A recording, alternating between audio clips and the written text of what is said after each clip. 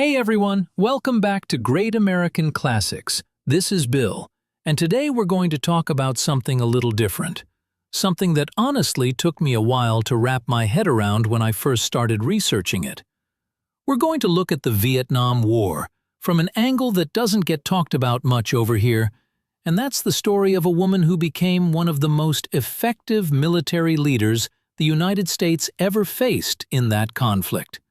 Her name was Nguyen Thi Dinh, and she was the first female general in the history of the Vietnam People's Army, the deputy commander of all Viet Cong forces in the South, and the leader of what they called the Long-Haired Army, an all-female fighting force that gave American and South Vietnamese troops serious problems for years. Now I know what some of you might be thinking. Why are we covering someone who fought against us? And that's a fair question, a really fair question. But here's the thing. If you really want to understand history, if you really want to understand why things happened the way they did, you've got to be willing to look at the whole picture.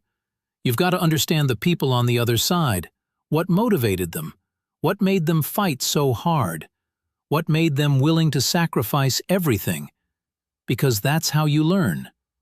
That's how you make sure the sacrifices made by our own soldiers aren't forgotten or misunderstood. So let's get into it, because this woman's story is honestly remarkable, whether you agree with her cause or not. And I think by the end of this, you'll understand why she mattered, and why understanding her helps us understand the whole tragic story of the Vietnam War.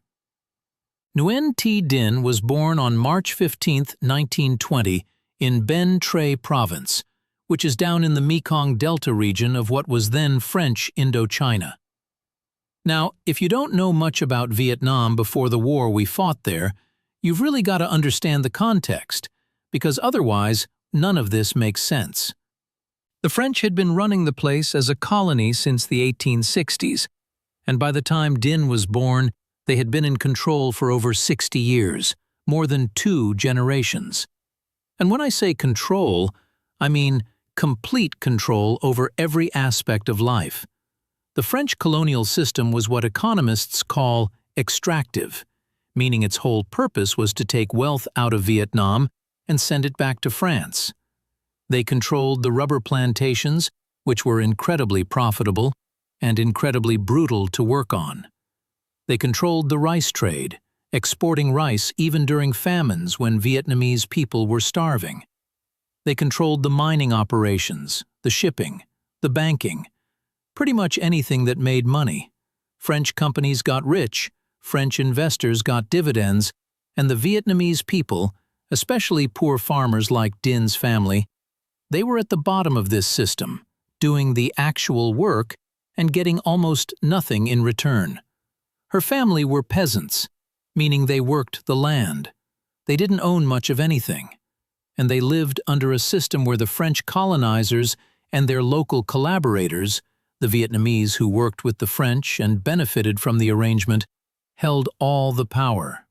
Taxes were high, wages were low, and the legal system was stacked against ordinary Vietnamese in every way you can imagine. If a French citizen and a Vietnamese citizen had a dispute, guess who the colonial courts sided with? If you complained, if you organized, if you did anything the colonial authorities didn't like, you could end up in prison, or worse. People just disappeared sometimes, taken away in the middle of the night, and their families never found out what happened to them. It was oppression, pure and simple, backed by the full power of a European colonial state. She was one of 10 children, which wasn't unusual for farming families back then. You needed a lot of hands to work the fields, and childhood mortality was high, so families had many children, knowing that not all would survive to adulthood. Dinh had what we'd call a pretty typical childhood for someone of her background, which is to say, it was hard. There wasn't much opportunity for education, especially for girls from poor families. There wasn't much hope for a better life, no ladder to climb, no path forward. And there was this constant presence of foreign power telling you that your country, your culture, your language, your people were somehow inferior and needed to be ruled by outsiders who knew better. The French called it their civilizing mission, like they were doing the Vietnamese a favor by colonizing them. You can imagine how that felt to people who had their own ancient civilization, their own literature and art and philosophy, going back thousands of years before France even existed as a country. But here's where things start to get interesting.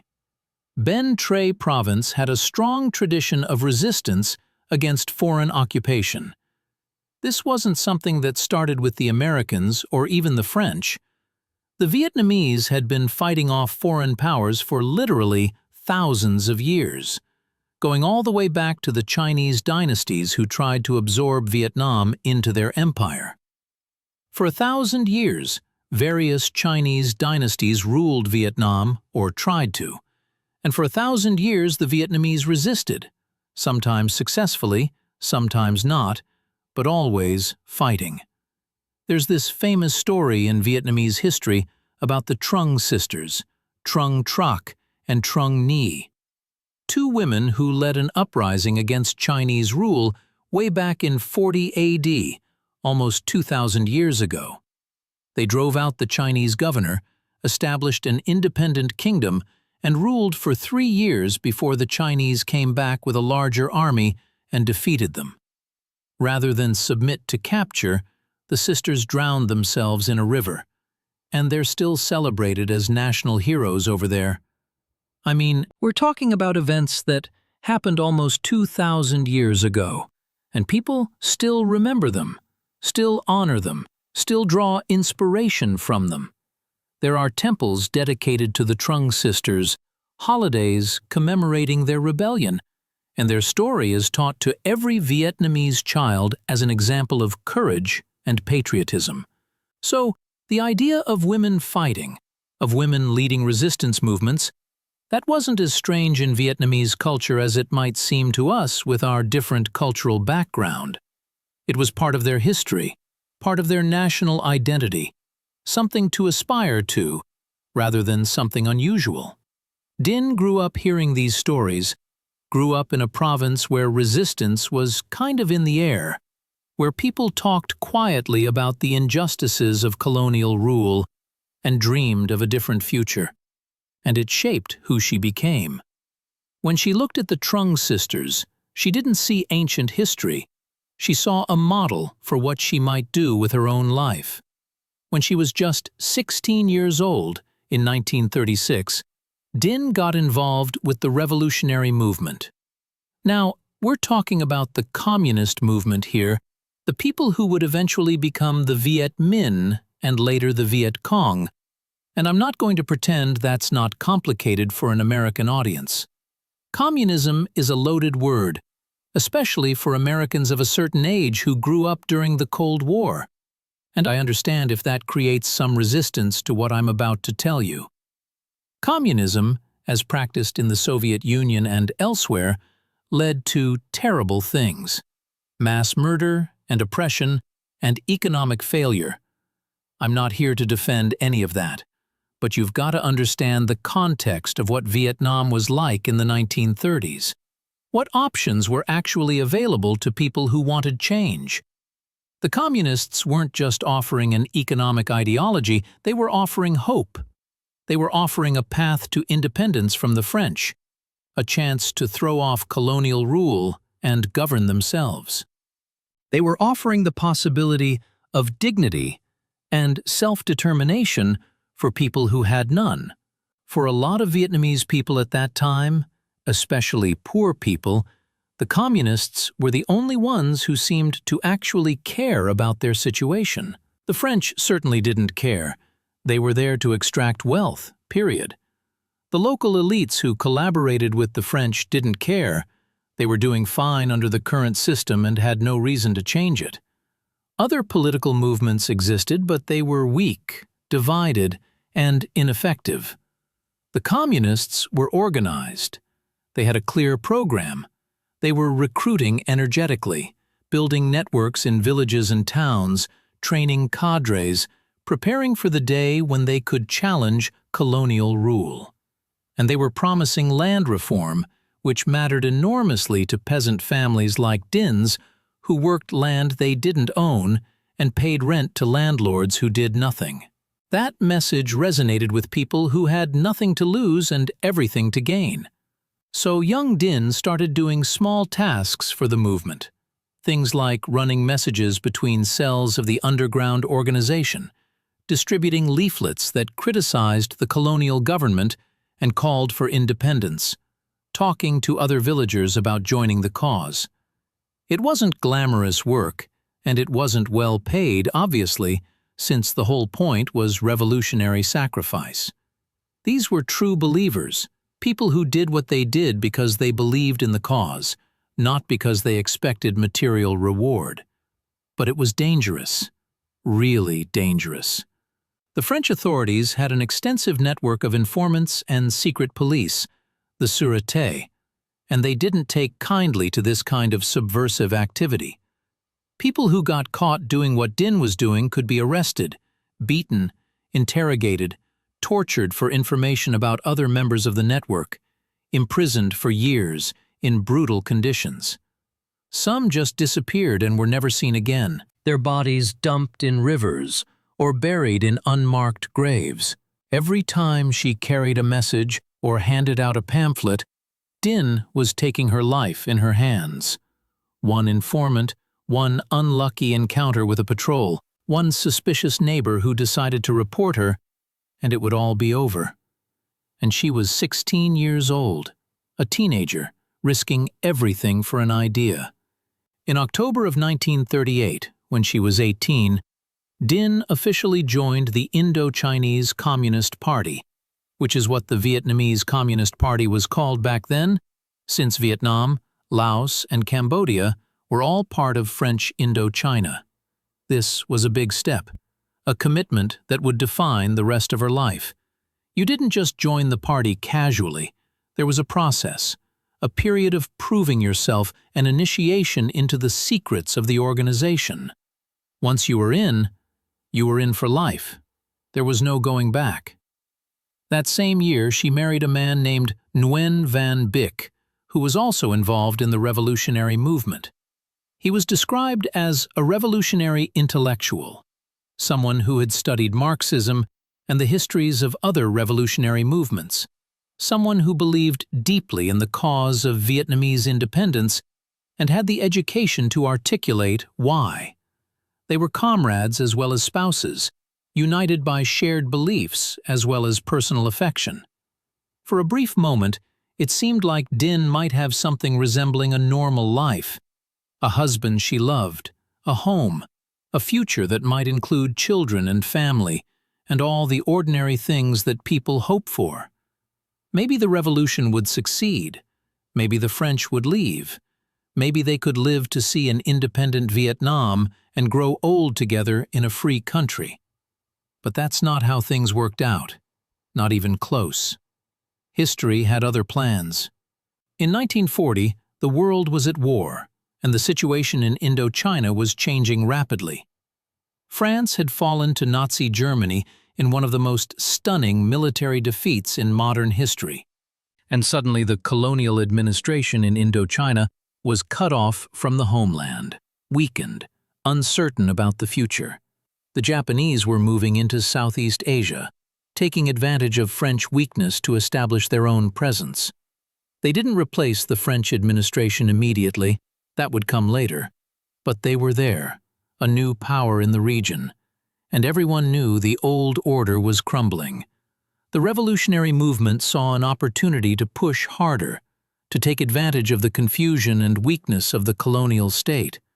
But the French, even in their diminished state, weren't going to let go without a fight. They cracked down hard on anyone they suspected of anti-colonial activities, trying to maintain control through fear, even as their actual power was slipping away. In 1940, Din gave birth to a son, Nguyen Ngoc Minh.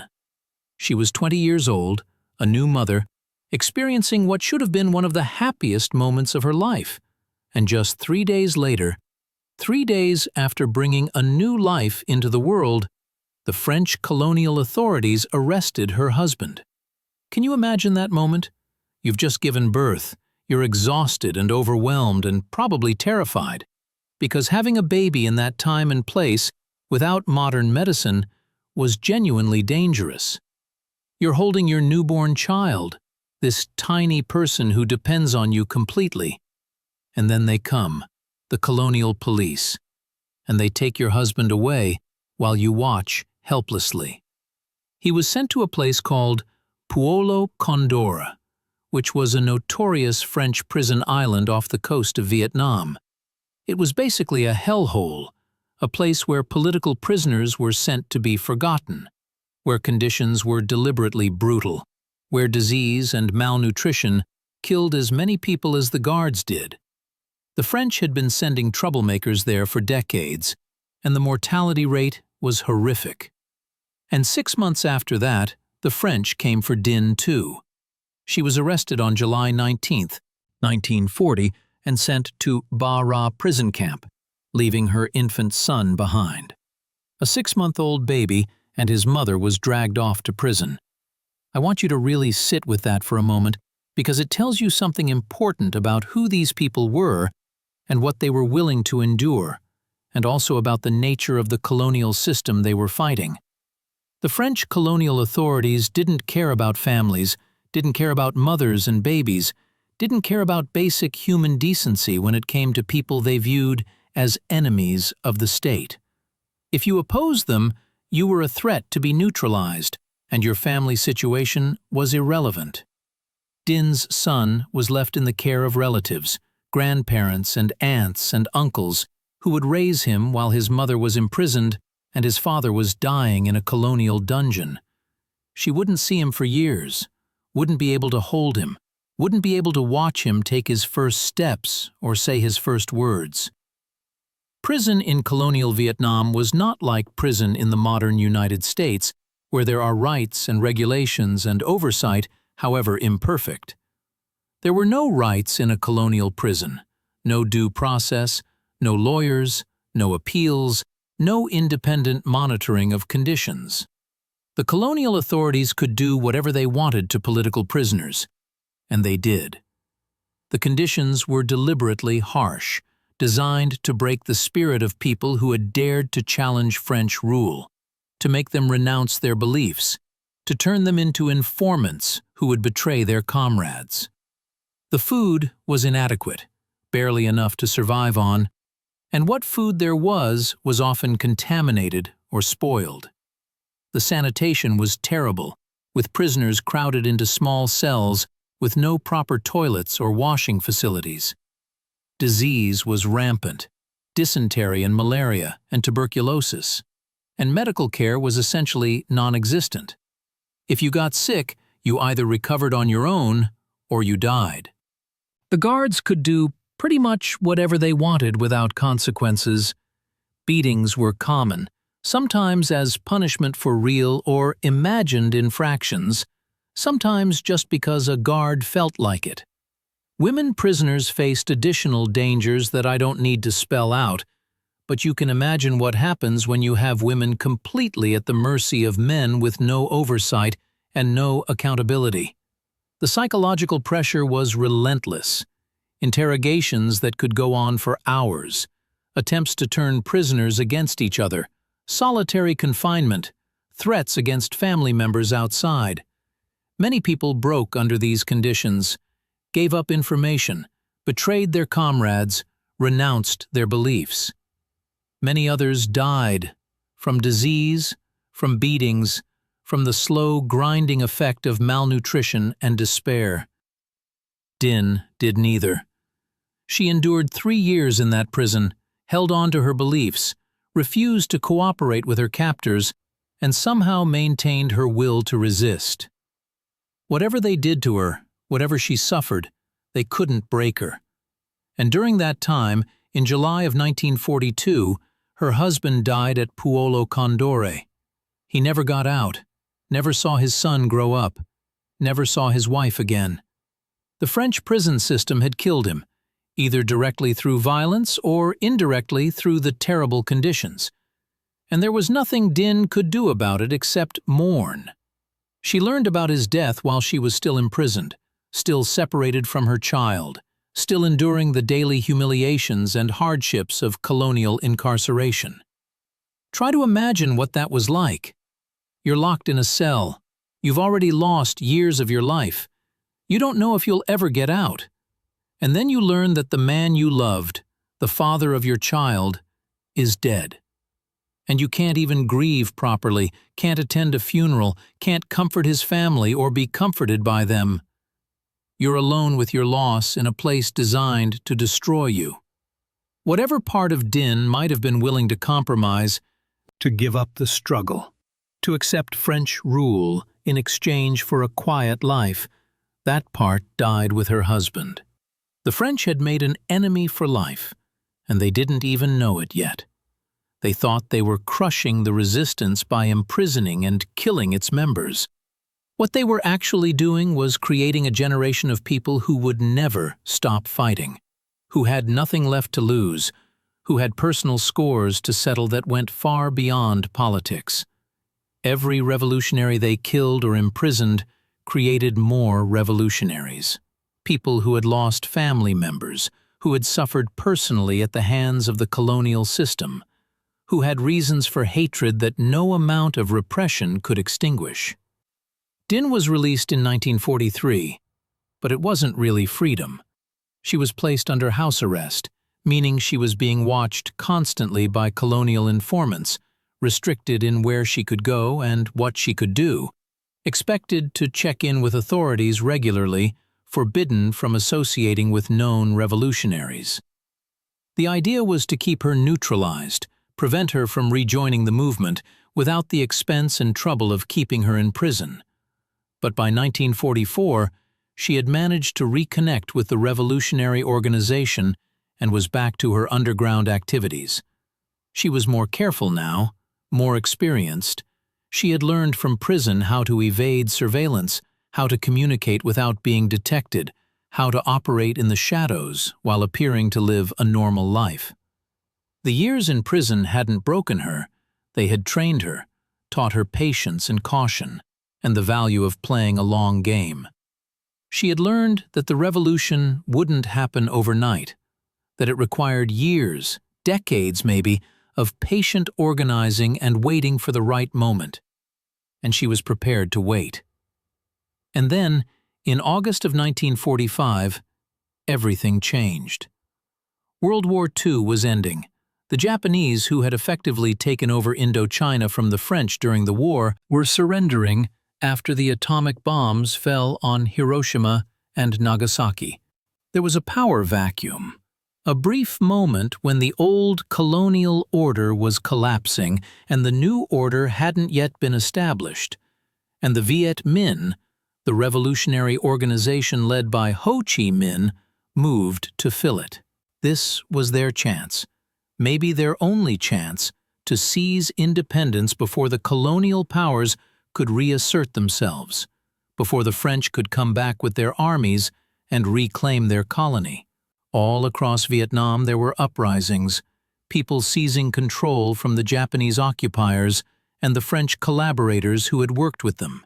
In Hanoi, Ho Chi Minh declared Vietnamese independence on September 2, 1945, in a speech that actually quoted the American Declaration of Independence.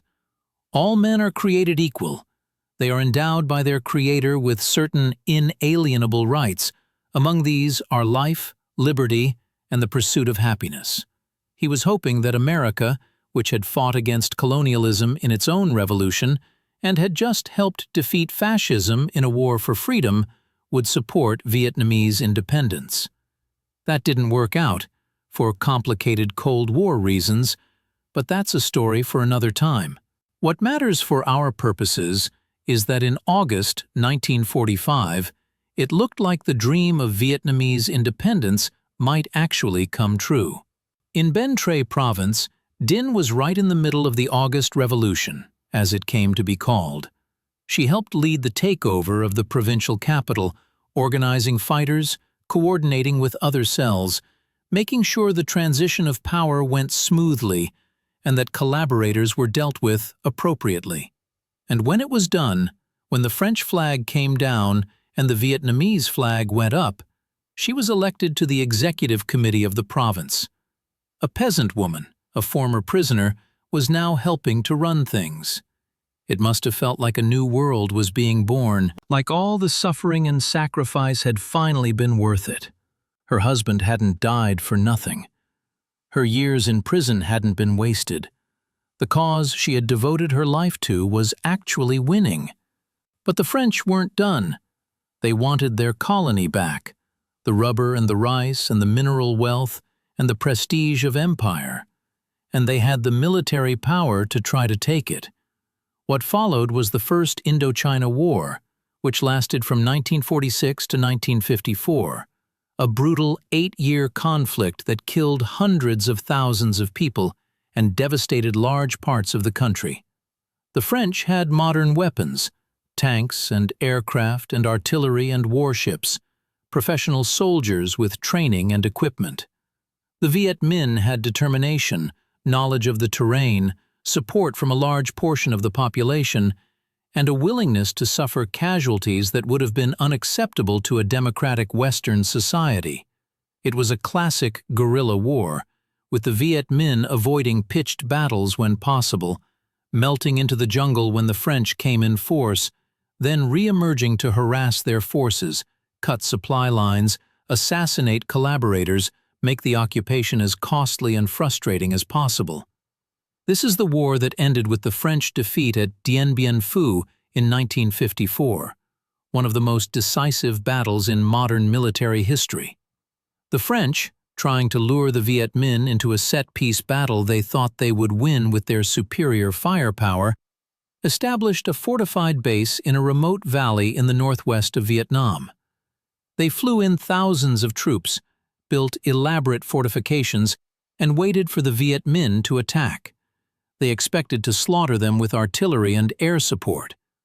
What they didn't expect was that the Viet Minh, led by General Vo Nguyen Giap, would drag heavy artillery up the mountains surrounding the valley, piece by piece, using human labor because there were no roads.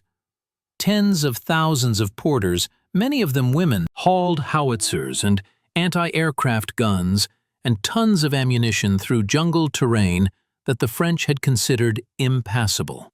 When the siege began, the French were stunned by the firepower arrayed against them from the heights. Their airstrip was destroyed, their supplies cut off, their positions pounded day and night. After 56 days of fighting, with their situation hopeless, the French surrendered.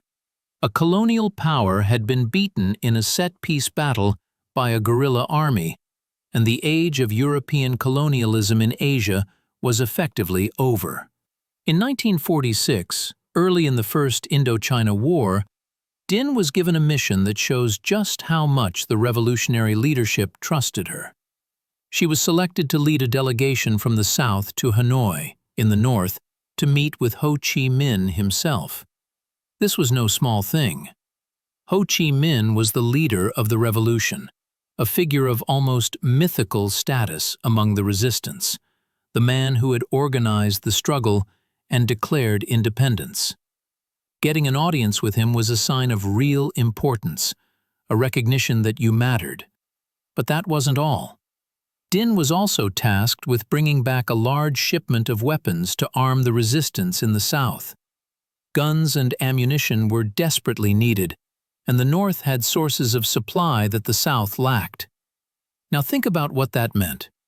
She had to travel from the South to the North, hundreds of miles through territory that was contested or controlled by the French, using whatever means she could find, boats and trails and paths through the jungle, always at risk of being stopped and searched and discovered. And then she had to bring weapons back through French-controlled territory, including running a French naval blockade that was specifically designed to prevent exactly what she was trying to do. This wasn't a job you gave to someone unless you had complete confidence in their abilities, their courage, their resourcefulness, and their dedication. There were a lot of ways this mission could go wrong, and most of them ended with Din dead or in prison. And Din pulled it off. She got the weapons through. There are stories about how she used disguises, pretending to be a simple farm woman or a merchant, changing her appearance and her cover story depending on the situation. She relied on local networks of supporters who hid her and guided her through dangerous areas, fishermen and farmers who were sympathetic to the cause and willing to risk their own lives to help. She navigated situations that would have gotten a less resourceful person killed or captured. There's one story from her own accounts where she was discovered hiding in a bunker by French soldiers during a sweep. She smeared herself with mud and acted indignant, saying something like, "Please pull me out, young man. I'm just a woman hiding down here." An older woman nearby who was part of the network started scolding her, pretending to be her mother, saying things like, "What kind of daughter are you that you don't listen to me? I told you to stay home." The soldiers, distracted and perhaps a little confused by this domestic drama, let their guard down, and Din and the woman were able to escape. The records aren't complete for obvious reasons. This was covert work, and people weren't exactly keeping detailed diaries that could fall into enemy hands.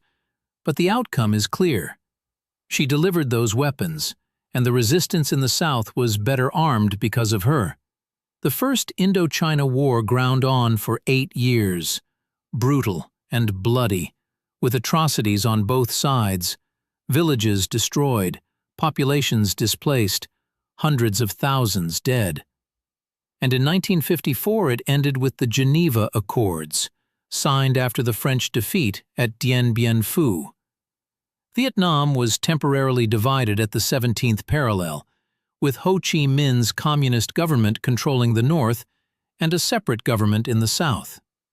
The accords called for reunification elections to be held in 1956, elections that were supposed to let the Vietnamese people decide for themselves what kind of government they wanted, whether to be united under the communists or to maintain the division.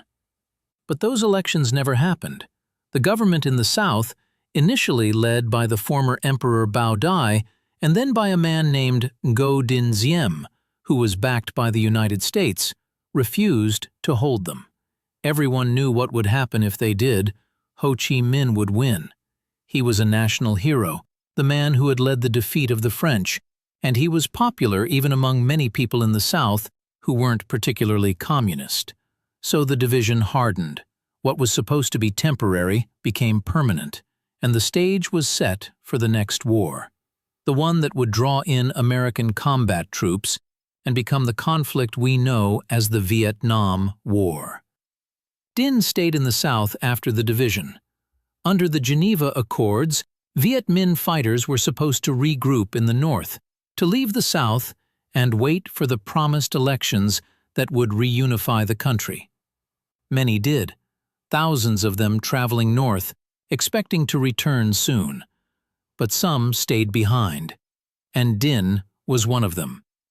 She went back to what she knew, back to organizing, back to building underground networks, back to the patient work of preparing for the struggle that everyone knew was coming, since those elections were never going to happen.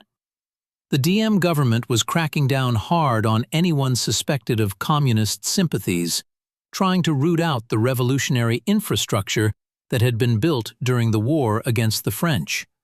Diem was a complicated figure. He was a genuine Vietnamese nationalist who didn't like foreign domination. But he was also a Catholic in a majority Buddhist country. He favored his co-religionists for government positions. He was autocratic and suspicious of everyone, and his security forces were brutal. Political prisoners filled the jails under a policy called Tu Quang, denunciation of communists, which in practice meant anyone the government didn't like could be accused of communist sympathies and imprisoned or killed. Suspected communists were executed, often without trial, their bodies displayed as warnings. Villages that were thought to harbor resistance fighters were burned, their inhabitants killed, or forcibly relocated to strategic hamlets where they could be controlled.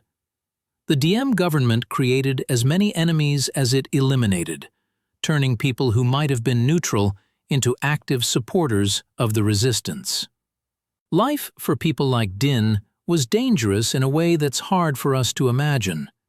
Any day, any moment, someone could inform on her, and she would be taken away, probably never to be seen again.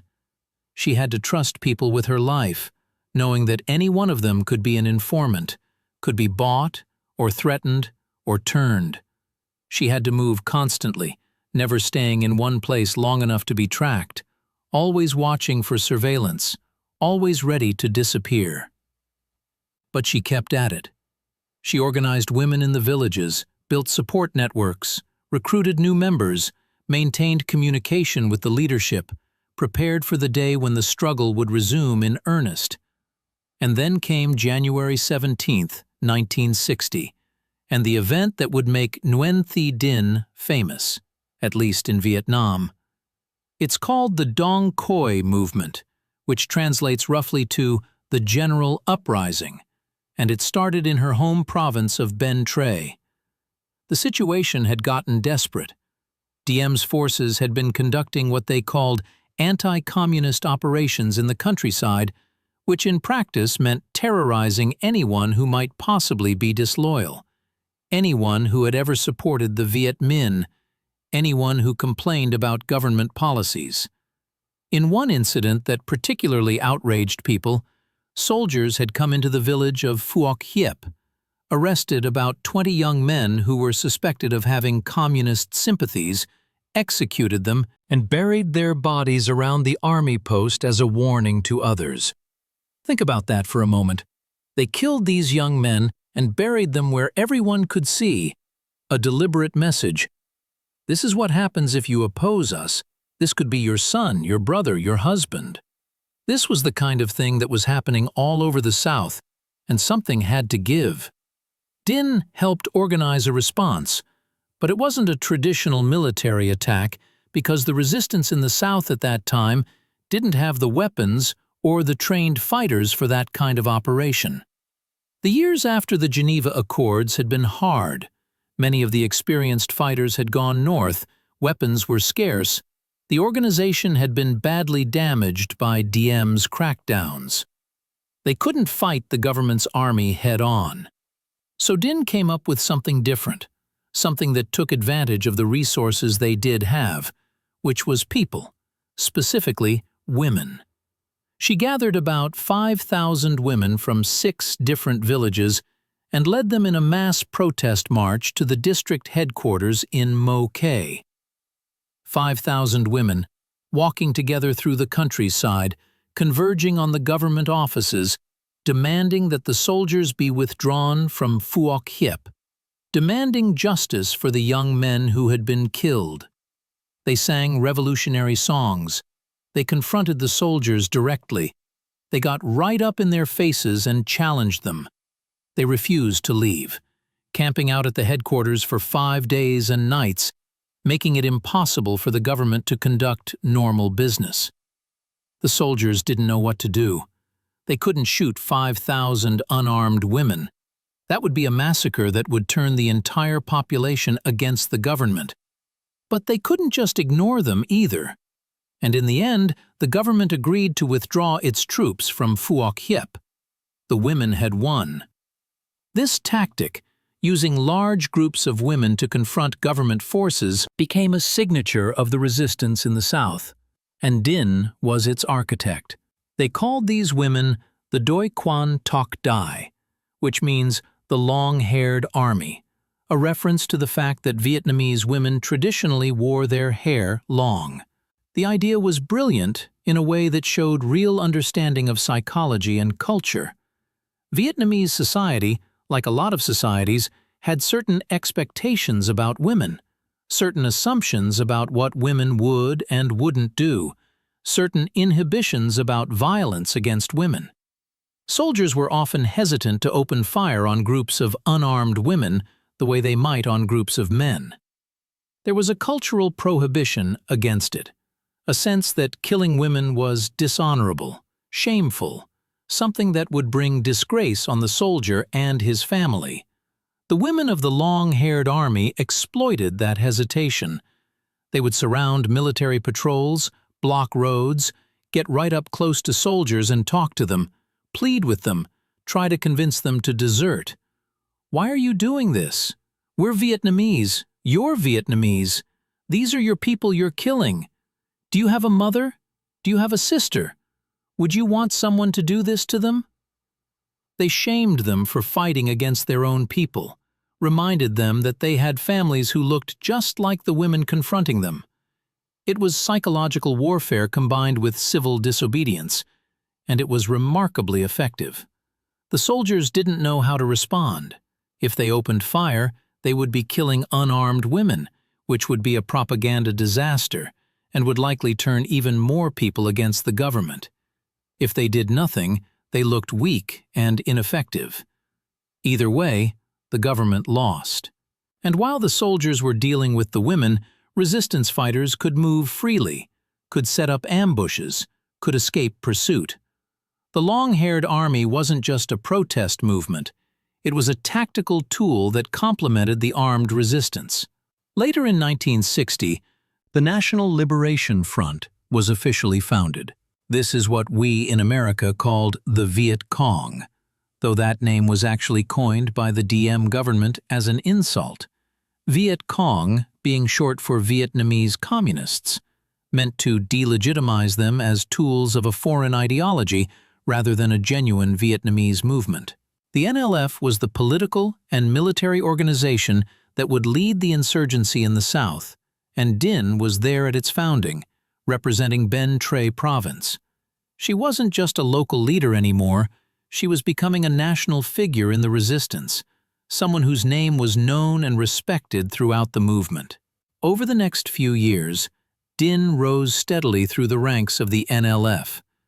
In 1964, she was elected to the Presidium of the NLF Central Committee, which was basically the top leadership body, the people who made the big decisions about strategy and policy and the direction of the war. In 1965, she became the chair of the South Vietnam Women's Liberation Association, giving her formal leadership over the long-haired army and all the women involved in the resistance across the entire South. And that same year, she was appointed Deputy Commander of the South Vietnam Liberation Armed Forces. Let that sink in for a moment. A peasant woman from Ben Tre, who had been imprisoned by the French, who had lost her husband in a colonial prison, who had spent years doing dangerous underground work, was now the second in command of all Viet Cong military forces in the South. It was the highest combat position held by any woman during the entire Vietnam War, on any side. Now I want to talk about what the resistance actually looked like under Dinh's leadership, because it wasn't just about military operations in the traditional sense, though there were plenty of those. The NLF had a strategy that combined armed struggle with political struggle, and they saw the two as inseparable. You couldn't win militarily without winning politically, without winning the support of the population, without convincing people that the NLF represented their interests better than the government did. And the women's organizations played a crucial role in both dimensions of the struggle. Women served as fighters, yes, carrying weapons, participating in ambushes, defending villages against government sweeps. But they also served in roles that were less visible but equally important to the war effort. They were spies, gathering intelligence by working in hotels, restaurants, and offices where American and South Vietnamese officers gathered. A cleaning woman or a secretary was invisible to the powerful men around her, but she saw and heard everything, and she reported it back to the NLF. Dinh herself talked about this in interviews years later.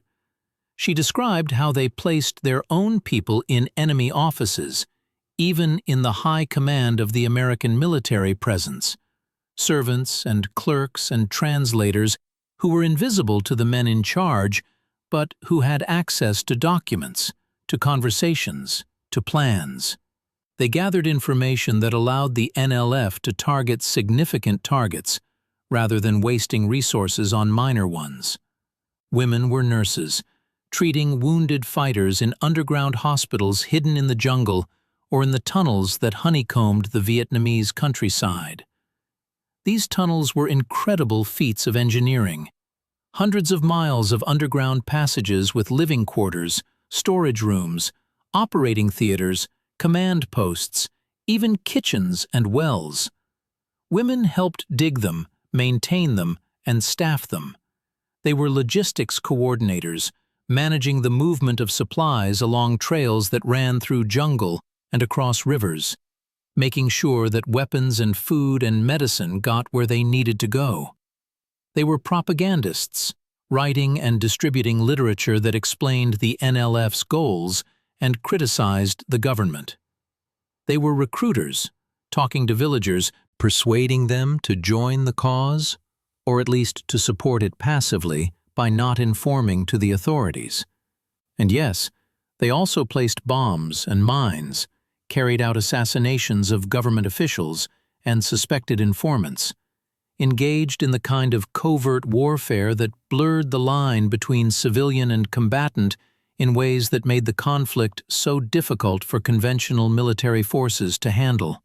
The tactics of confrontation that Dinh had pioneered continued throughout the war. Groups of women would stage face-to-face confrontations with American and South Vietnamese troops.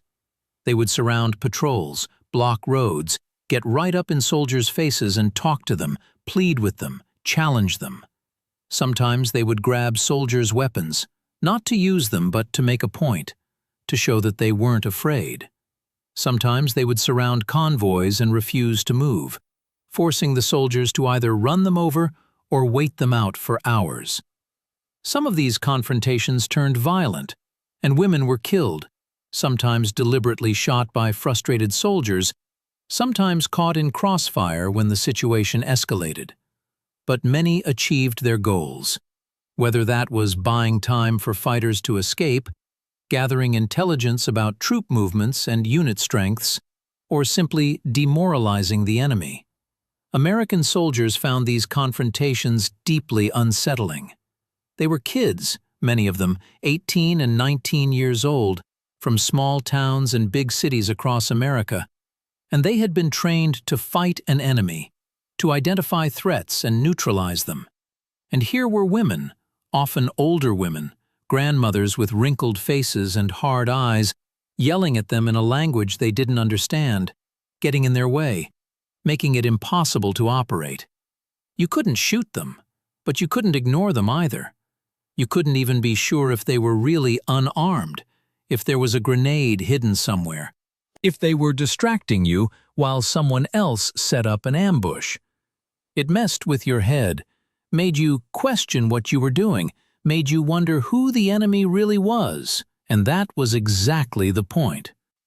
The Tet Offensive of 1968 was a turning point in the war, and Dinh was involved in planning and executing it. For those who don't know much about Tet, it was a coordinated series of surprise attacks by the NLF and North Vietnamese forces against targets all across South Vietnam. More than 100 cities and towns hit simultaneously. It began on January 30th, 1968, during the Tet holiday, the Vietnamese New Year, when a truce had been declared and both sides were supposed to stand down. The Americans and South Vietnamese were caught completely off guard. The element of surprise was total. Suddenly there was fighting everywhere, in cities that were supposed to be secure, in bases that were supposed to be safe, in the streets of Saigon itself, even inside the American embassy compound where a team of sappers breached the wall and fought for hours before being killed. Militarily, Tet was actually a disaster for the Communists. They took enormous casualties. Estimates range from 45,000 to over 100,000 killed, and they failed to hold any of the territory they captured. The general uprising they had hoped to spark, where the people of the South would rise up and join them, didn't happen. In purely military terms, Tet was a defeat. The NLF was badly weakened and would never fully recover, with North Vietnamese regular forces taking over more and more of the fighting in subsequent years. But strategically and psychologically, Tet was a victory, because it showed the American public that the enemy was far from defeated, despite everything they had been told. For years, American military and political leaders had been saying that victory was just around the corner, that the Viet Cong were on their last legs, that the light at the end of the tunnel was visible.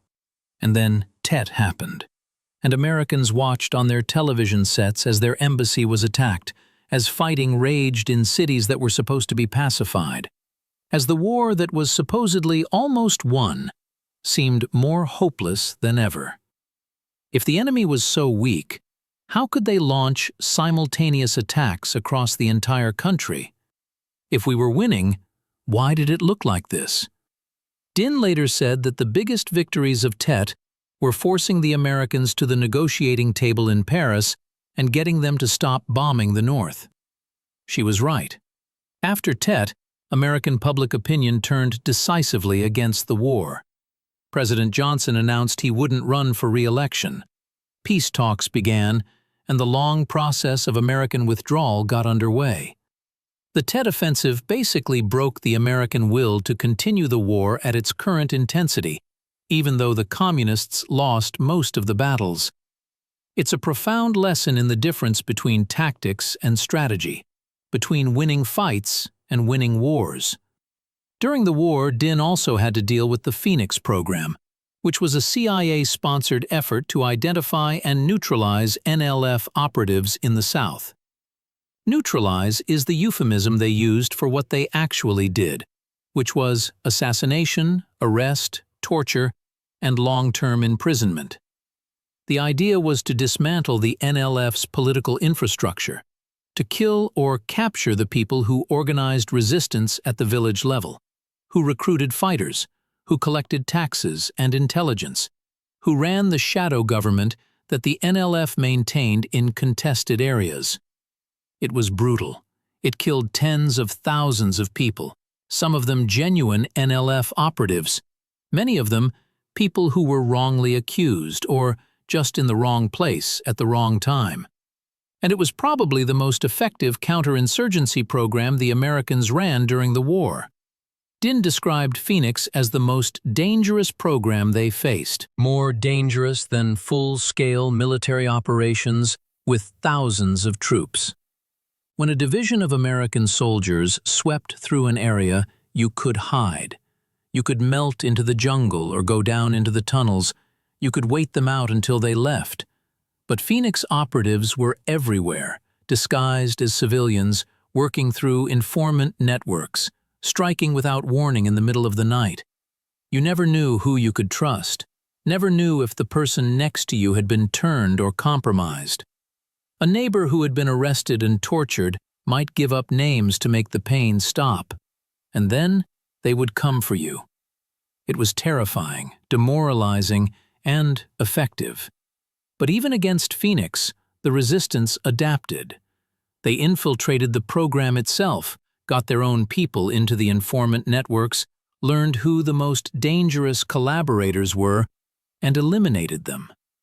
They developed counterintelligence capabilities, became more careful about operational security, compartmentalized information so that no one person knew enough to bring down the whole network. It was a dirty, ugly kind of warfare, with atrocities on both sides, innocents caught in the crossfire, people killed because they were suspected of something, or because they knew something, or because they were simply inconvenient. But the NLF survived it. They took terrible losses, but they didn't break. I want to pause here and acknowledge something, because I think it's important. We're talking about a woman who was fighting against American soldiers, who was responsible for operations that killed Americans, who considered herself at war with the United States. That's not easy to hear, and it's not supposed to be. Some of you might be wondering why I'm giving this person's story such detailed treatment, and that's a fair question. But here's what I believe. Understanding history means understanding the people who opposed us, not to glorify them, but to learn from the experience. The Vietnam War was complicated, it was messy, and our side didn't always have clean hands either. We bombed villages, we used chemical weapons like Agent Orange that are still causing birth defects and cancer today. We supported a government in the South that was corrupt and brutal and never had the support of its own people. None of that excuses what the other side did, but it should give us some humility about claiming the moral high ground. Acknowledging the complexity of the war doesn't diminish the service of the Americans who fought there. If anything, it adds context to what they were up against, the kind of determined, resourceful, motivated enemy that made that war so difficult. Our soldiers went into the jungle and fought people who were willing to die, who had been fighting for decades, who knew the terrain, and had the support of a significant portion of the population. Understanding Nguyen Thi Dinh helps us understand what that was like, why the war was so hard, why we couldn't just win it with superior firepower and technology. The war ended in 1975 with the fall of Saigon and the reunification of Vietnam under communist rule. For Dinh, it was the culmination of a struggle that had consumed her entire adult life. She had been fighting, in one way or another, since she was 16 years old. She had lost her husband, spent years in prison, seen countless friends and comrades die, sacrificed any chance of a normal life for the cause she believed in. And now, finally, it was over. Vietnam was independent and unified, ruled by Vietnamese, for the first time in over a century. Whether the outcome was worth all that suffering is a question that people will debate forever, and I'm not going to pretend to have the answer. The communist government that took over wasn't exactly a paradise. There were re-education camps where former South Vietnamese officials and soldiers were imprisoned, some for years. There was economic mismanagement that kept the country desperately poor for decades. There was repression of dissent and control of information. But for Dinh and people like her, it was victory. They had won. After the war, Dinh remained active in Vietnamese politics and public life. She served on the Central Committee of the Vietnamese Communist Party, the body that actually ran the country, and continued to advocate for women's issues. In April of 1974, near the end of the war but before the final victory, she had been promoted to Major General in the Vietnam People's Army, making her the first woman to hold that rank in Vietnamese history. It was a recognition of everything she had done, all those years of struggle and sacrifice, all the operations she had led and the people she had inspired. Later, she served as Vice President of Vietnam from 1987 until her death in 1992, again the first woman to hold that position. She was a national hero, honored and celebrated, her name known to every Vietnamese citizen. She was awarded the Lenin Peace Prize in 1967, which was the Soviet equivalent of the Nobel Peace Prize. After her death, she was posthumously named a Hero of the People's Armed Forces. Her memoirs were translated and published by Cornell University Press in 1976 and remain one of the best first-hand accounts of what the war looked like from the other side. She was also interviewed for Stanley Karnow's famous PBS documentary, Vietnam, A Television History. So, if you want to see her in her own words, to hear her voice and see her face, you can find that footage online. There's a quote attributed to American General William Westmoreland, who commanded U.S. forces in Vietnam during the critical years of escalation, where he admitted that he had badly underestimated the role of women in the enemy forces. A lot of Americans did. We went into that war thinking we understood who we were fighting, and we didn't, not really. Welcome like Nguyen Thi Dinh weren't supposed to exist, according to our assumptions. They weren't supposed to be capable of leading armies, planning offensives, building intelligence networks, running operations that killed American soldiers. But they did all those things, and our failure to understand that, our failure to take them seriously, was part of why the war went the way it did. Now, I want to be real careful here about what I'm saying and what I'm not saying. I'm not saying the communists were the good guys in some simple morality play sense. I'm not saying America was wrong to try to prevent communist expansion in Southeast Asia. Those are political questions that people can disagree about in good faith. What I am saying is that Nguyen Thi Dinh was a formidable person, someone who believed in her cause with absolute conviction and was willing to sacrifice everything for it. Understanding her helps us understand the war, helps us understand why it was so hard, helps us understand the enemy our soldiers faced. And that's valuable knowledge, whether we like what we learn or not. The women who fought alongside Dinh, the long-haired army, largely faded back into civilian life after the war. Most of them didn't get the recognition that male veterans received. They went back to their villages, got married, raised families, and tried to forget the things they had seen and done. Dinh herself talked about this in interviews, how the women were expected to return to traditional roles once the fighting was over, how the revolutionary promises of gender equality didn't fully materialize in the peace that followed the war. It's a pattern you see in a lot of conflicts throughout history.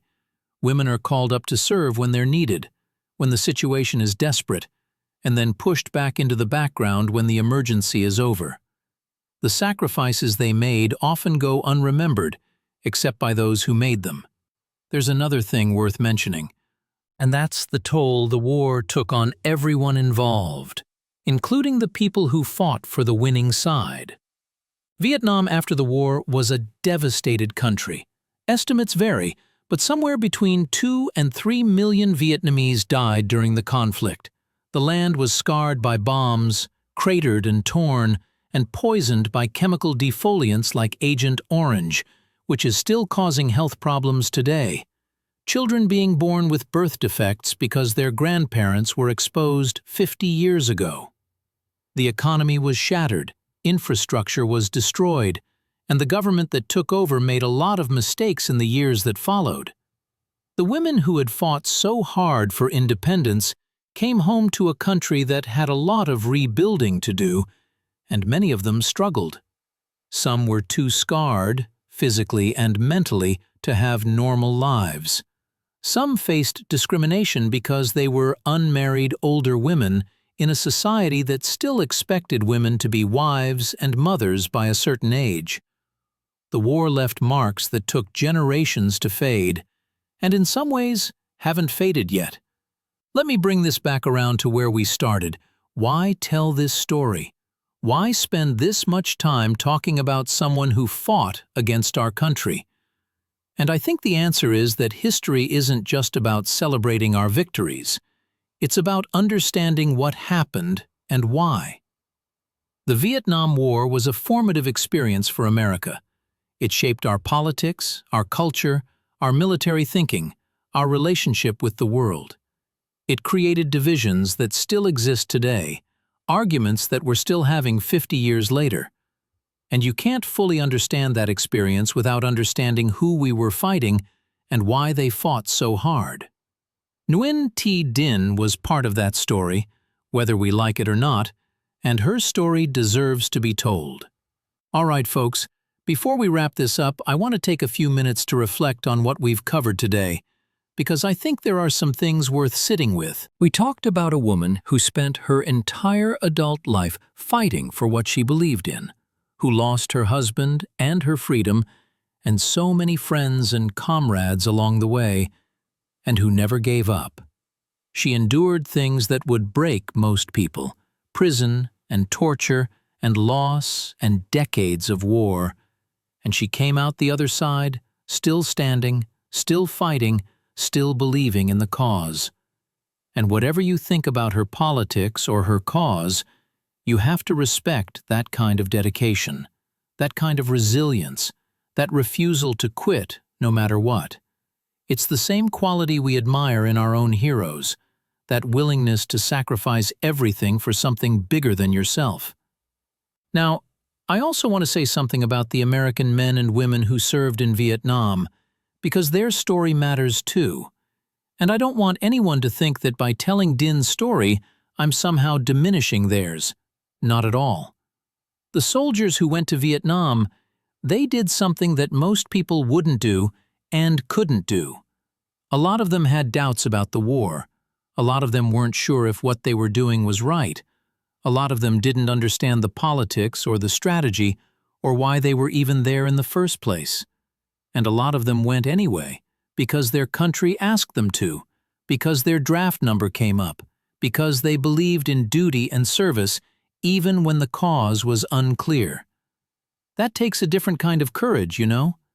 It's one thing to fight for something you believe in with your whole heart, the way Dinh did. That's not easy, but at least you know why you're fighting. At least you have that conviction to sustain you. It's another thing entirely to fight when you're not sure, when you have doubts, when you're just trying to do the right thing in a situation where the right thing isn't obvious. That's what our soldiers did.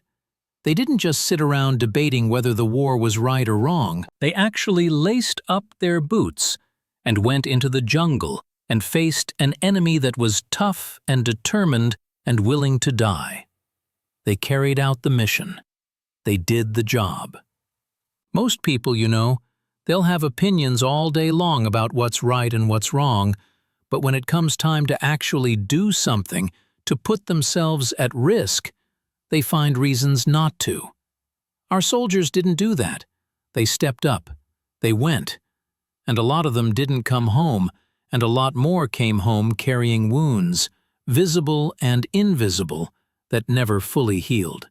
We owe them our respect and our gratitude, regardless of how we feel about the war itself, regardless of what we think about the decisions that were made by politicians and generals who never had to carry a rifle through the Mekong Delta.